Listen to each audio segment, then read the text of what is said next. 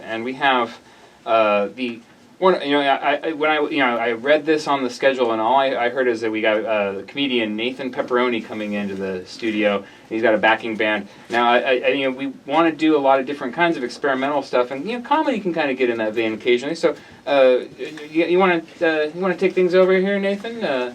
Well, sure. I don't mind if I do. So, welcome to Mid Valley Mutations. Thank you kindly. We've been touring all the way down. We were just in Little Rock, Arkansas, little Oklahoma. Then we've been going all the way down through what's that city called? Seattle, Bellingham. We were just in Salem last night, and now we're down here, ready to do some serious laughs. Okay, we going? We are. You're live. So, we were just down in, up in Seattle. They have something called the Old Spaghetti Factory. Of course, down here we have the Spaghetti Warehouse. I guess they ship all the spaghetti they can't sell the night down here, and they keep it boxed up and give it to all the customers that are so inclined to enjoy this. Anyway, I'm thinking to myself, they must have some really cold box of spaghetti down there, you got must be kind of like discount spaghetti, but I guess that's how things are down in Salem. So we're going into we're going into one of them pizza parlors, New York style pizza, and then this band comes on, Death Cab for Cutie. I'm listening to this stuff, and I'm thinking, by the end of this, I think I'd like to be in a hearse, Anyway, we're plumb sure are excited to be here tonight. Well, we got in last night. We come down from Seattle, Washington. We leave at 10:15, and we're racing down the freeway, and we're covered. There's black on both sides of us. Looking off the overpass, it's just pure black, totally quiet until just for a second you hear, you hear a sound. You see the white wraiths floating towards you, and they're making all sorts of their sounds, making all their wraith songs like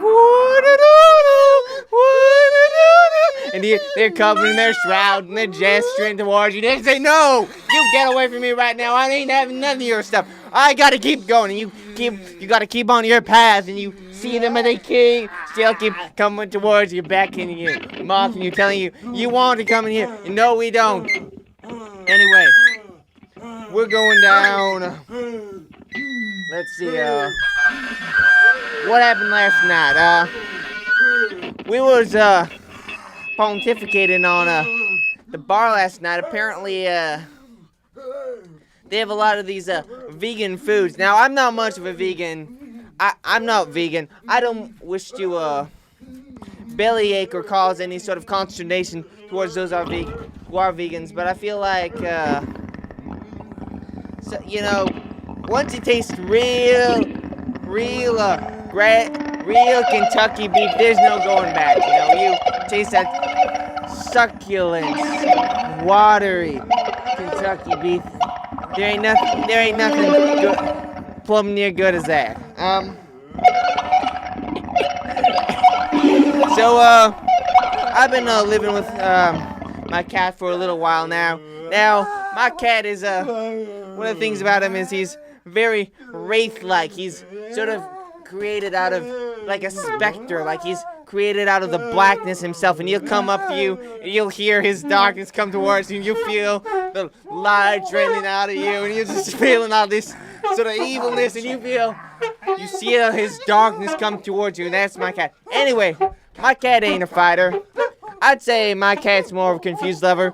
Me, my papi, my mama, first thing that we see, we get this cat. First thing we see him going at it with his little one of our other cat friends right in front of him. This cat don't have no shame at all. I mean, no shame. Anyway, we're going into a little Party City store. We're trying to get our props, get ready to make this a big splash tonight. And we get one of the, we get profiled. Apparently we look like some of them good for nothing, some of those punks you see coming in, starts, shoplifting the silly string. Anyway, we're playing with some of these toy stores. I'm thinking to myself, once you take the foam off, this looks like a little switch. One of the little switches your daddy used to whack you with, and you would go right into your, and you like, would cut you real deep, and you go whack, whack, whack, whack. Yeah, one of the things I remember is how your parents would discipline me. So I'd say a bad word, I go like, boom. Then you get your mommy coming up, and she's marching up, like, and she come up right over you, and she pushed you into the wall, and she goes like, dooga, dooga, dooga, dooga, dooga, and you come down, and you sneak down, and she's coming in, and you feel your face just drift up into the hand. Oh yeah. Oh yeah. Oh yeah. Oh plumber, nothing. Ain't nothing like nothing you ever seen. You like ever seen. Anyway, we got a few things I noticed is one of the nice things about not having to live with a roommate is that I don't have to schedule when I am crying to the Lord Almighty about my sorrows in life. It's late at night and I come in and I'm putting on my Alfredo sauce, putting on that, those store brand noodles. And I'm cooking them up and I'm watching me one of them Christmas time specials. And I'm sobbing and I'm caterwaul and I'm carrying on. Then I go up and I'm stirring the pot again. Then I start sobbing and get in. Somebody came in and said, I totally understand. This is a look of pure destitution. You're groveling in the dirt right now. I totally understand your consternation. That's what it's like. So, getting that Tinder date's pretty hard, but it's kind of like it's either a little trickle of a faucet or it's a big waterfall. It's a big, avalanche of likes, and you start getting them likes. You start swiping and you're getting more and more and more, and then you start to pump and the pump. Next thing you know, you're rising up through the ceiling. You're dancing on you're dancing on the roof, and you're dancing around. There ain't nothing like it. Anyway, next thing you know, but then that feeling stops, and all you're doing is you're just floating around into nothingness. Anyway, let's see. Let me see what they got me. The Friars Club sends me these jokes. I don't have some of these little gags I have are not my own. Friars Club gives me a list of gags I have to do for the night to satisfy my quota. Let's see, next gag. So what do you call an esteemed film critic? An esteemed film critic with a genetic predisposition of being non-transgendered. Gene Siskel. Oh, Gene Siskel. Now, I've been realizing in my life there's something about me I gotta let out. And I feel that's a little bit of a redneck. Now, you might be a redneck if you go out into the woods late at night and you see the green faces looking out at you.